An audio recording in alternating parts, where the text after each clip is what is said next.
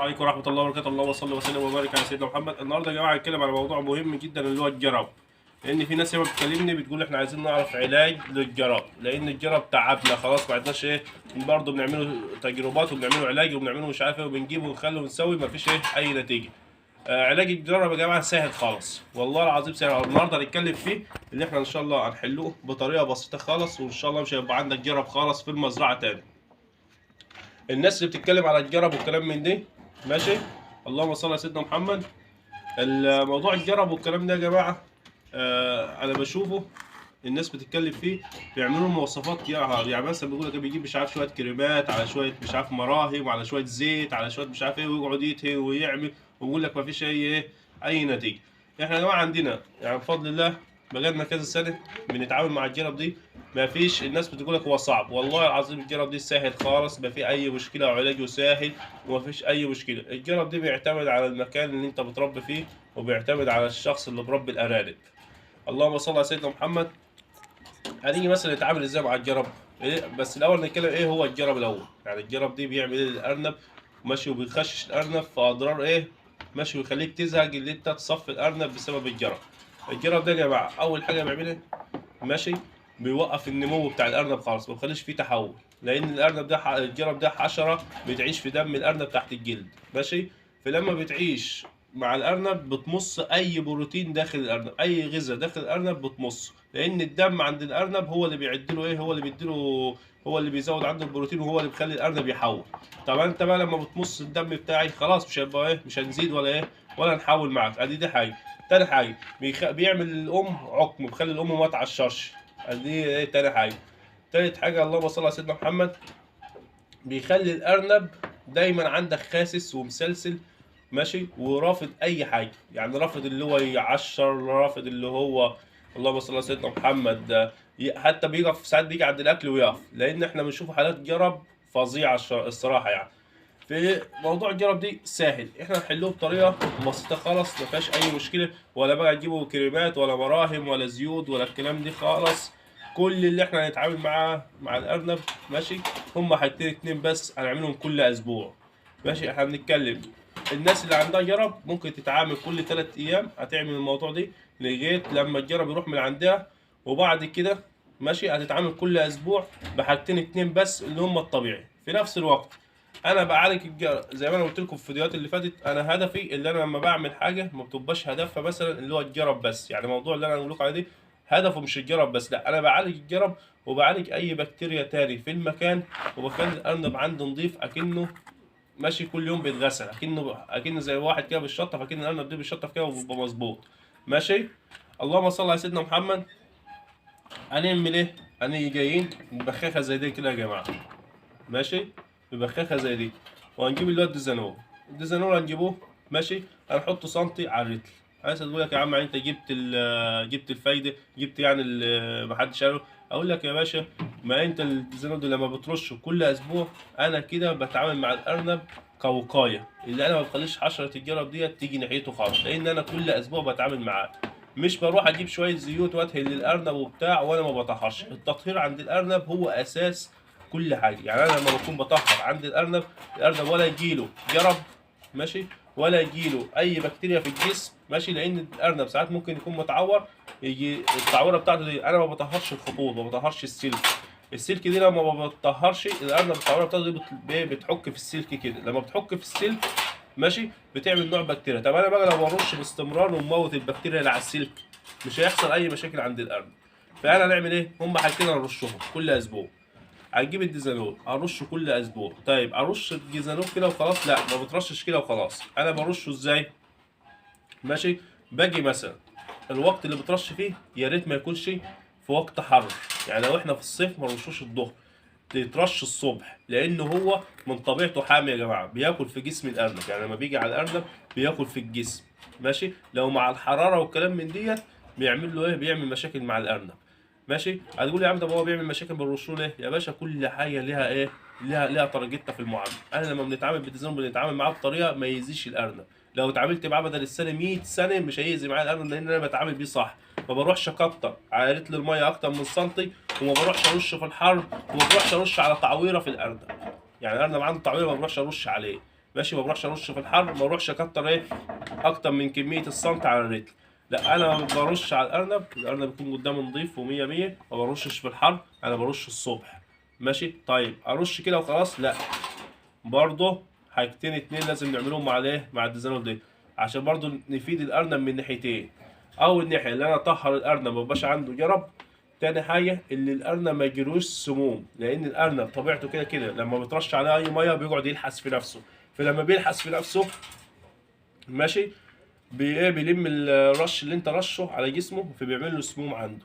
والديزاينر كده كده سم، بس مش سم ماشي اللي هو يموت، لا، هو في نسبة سموم، بس نسبة السموم بتاعته ديت انا بعمل حاجة معاه بقضي عليها خالص، وما بقاش ايه في اي ضرر على الارنب. الديزاينر ديت نوعين، في نوع بيطري وفي نوع للزراعة. ماشي. لما تروح تحدد النوع اللي انت راح تجيبه، ممكن يكون بتاع البيطري ممكن يكون بيبيع للزراعة، ممكن تروح لبتاع الزراعة يديك لبتاع الزراعة. ما لقيتش عند بتاع البيطري، رحت عند بتاع الزراعة بتسأله لقيت عنده، اللي عنده ديت للنبات للحشرات. ماشي. لكن انت عايز حاجة بيطري عشان يبقى فيها نسبة امان على الحيوان اللي انت بترش عليه، فبتجيبه من عند بيطري. ماشي. وتأكد اللي هو بتاع ايه اللي هو بتاع بيطري. ماشي. بتاع ارانب، معمول للارانب، وعموما مش للارانب بس، هو بيترش على جميع الحيوانات يعني، وفي حيوانات بترش عليه.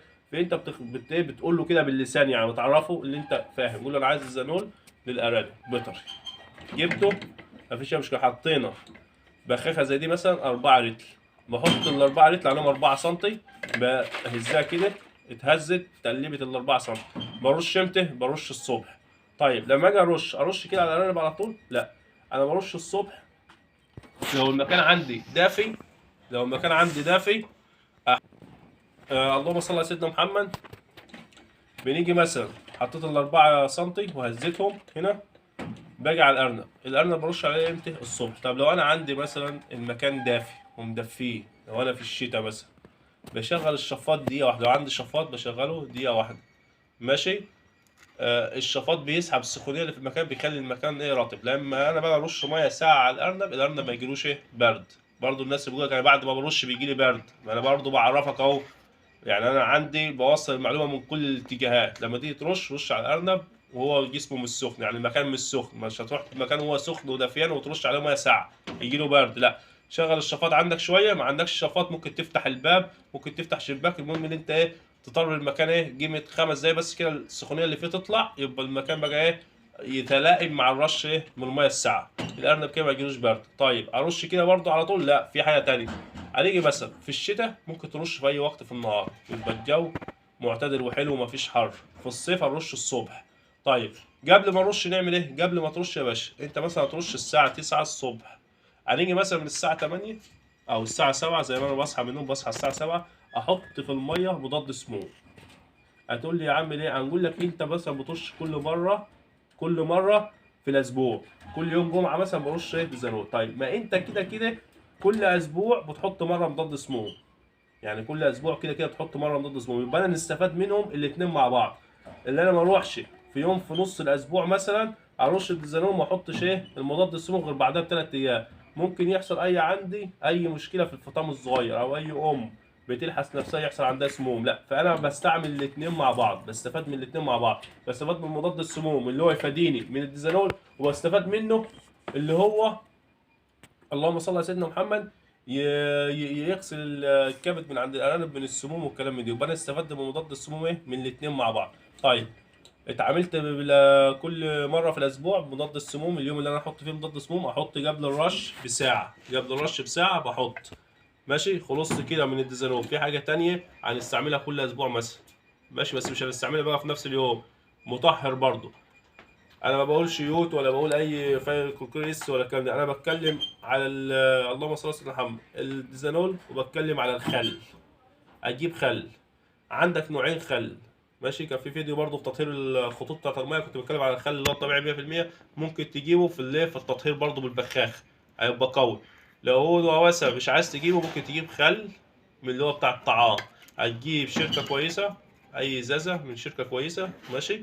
هتحط 5 سنتي على رتل المية، 5 سنتي على رتل المية، وتغسل الأرانب. طيب أنا مثلا عندي عايز أغسل الأرانب، أنا أغسلهم مرة. أنا غسلت مثلا يوم الجمعة بالديزانول وحطيت معاه مضاد سموم. الخل ما تحطش معاه مضاد سموم عادي، ممكن يجي في نص الأسبوع ونيجي إيه رشة خل. ارش على الارانب وعلى البطاريات وعلى الحيطان وعلى الارضيه عندي خل. ماشي. والديزانول برضو لو عندك ديزانول بزياده ممكن ترش على الحيطان برضو على الكلام دي في نفس اليوم، بس انت ما تغرقش الحاجه عشان الحاجه ما ترطبش. ماشي يا جماعه. هنيجي مثلا طريقه الرش بتاعتنا. انا مش هنرش مثلا، اللهم صل على سيدنا محمد، مش هنرش مثلا بايه، اللي انا نغرق الارنب. تغريق الارنب ديت في الرش غلط يا جماعه. بص انا مثلا اهو، شوف سرعه ايدي. يعني انا مثلا اهو، انا جاي كده، بص اهي كده اهي، وانا ماشي كده ماشي. ولو في عندي خط فوق اهي، شوف. يعني مش هنتني بقى نعمل كده ونرش كده على الارنب بالطريقه اللي انا بعمل بيها كده، نغرق الارنب بالسيل كده. انا صار كده برش رش وقايه، يعني برش باستمرار كل اسبوع. في الديزانور بنفس الطريقه اللي انا ماشي كده. ونفادي اي اكل، لو عندي العلافه فيها اكل نفاديها. ماشي. عندي العلافه فيها اكل نفاديها. ما نرشش على الخلفه الصغيره، الخلفه الصغيره اللي زي دي كده. يعني مثلا عندي خلفه صغيره زي دي ما نرشش عليها، ما نرشش على الخلفه الصغيره انا دي. لا غلط ان انا ارش على الخلفه الصغيره. ماشي. وغلط ان انا نرش على الايه، على العلف. لا انا نرش على الايه، على الامهات. ماشي. على الامهات كده بنفس الطريقه كده. بص اهي اهي، بص كده اهو. انا ما برشش، بس انا بعرفك السرعه بتاعت الرش. يعني مش تيجي نعمل كده، لا اهو بص. اول ما نتكع بتاع اهي، واللي فوق اهي، وانا ماشي. ماشي. والصناديق من بره، ما ترش على الخلفه من جوه، لا من بره. على الماشي برضه عشان ما تسقعش الارانب اللي جوه اهي. وعلى المفارش، على الحروف كده، على الحروف بتاعت المفارش، على الحيطان، على الارضيه.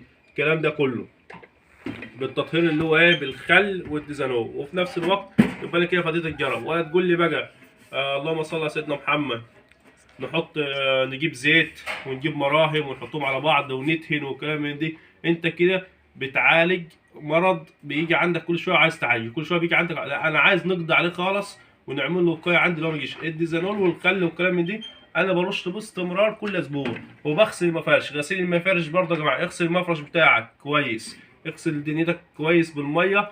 ماشي. مع الرش مش هتلاقي حشره الجرب عندك خالص. ماشي. وهنعمل برضه فيديو تاني تطهير برضه كل 15 يوم ممكن تطهر، بس ايه بالنار بقى. هنقول لك ازاي تطهر بالنار والكلام من دي بطريقه تانيه ايه، اللي هي تبقى برضه وقايه. ماشي. كل 15 يوم. ويا رب اكون فدتكم بحاجه، ويا رب تكونوا يعني ايه بعرف اوصل لكم المعلومه صح وتكونوا بتستفيدوا مني. السلام عليكم ورحمه الله وبركاته.